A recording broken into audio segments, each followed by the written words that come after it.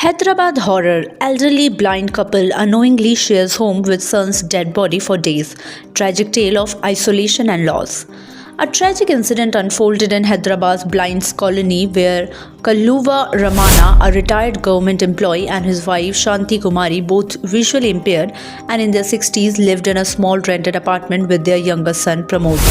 Pramod, 30, had been battling a series of personal struggles, having recently separated from his wife, who had left him and taken their two young daughters.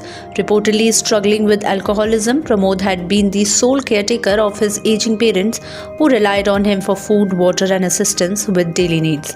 As days passed, the couple, unable to see or navigate independently, grew increasingly concerned. They repeatedly called out to Pramod for help, hoping he would respond, but were met with an unsettling silence. Unaware of the dire reality, they assumed he might be resisting or unwell, unable to fathom that he lay lifeless in the very same apartment. For 4 days, the frail couple waited, calling out in faint voices, yet their cries were too soft to reach the ears of neighbors. Their isolation persisted until the faint but unmistakable smell of decay began to fill the building.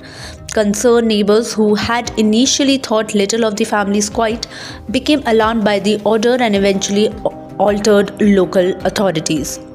Police officers arrived at the home and were met with a distressing scene. Pramod's lifeless body lay in the apartment, and the couple themselves were found in a semi-conscious state. Weakened from days without adequate food and water, the officers provided the elderly couple with immediate care, offering food and water to revive them before gently explaining the tragic fate of their son. It was a heart-wrenching scene, shared Surya Nayak, station head officer at Nagole police station. They were so frail and confused, unaware of what had happened, their entire world had collapsed without them even realizing it.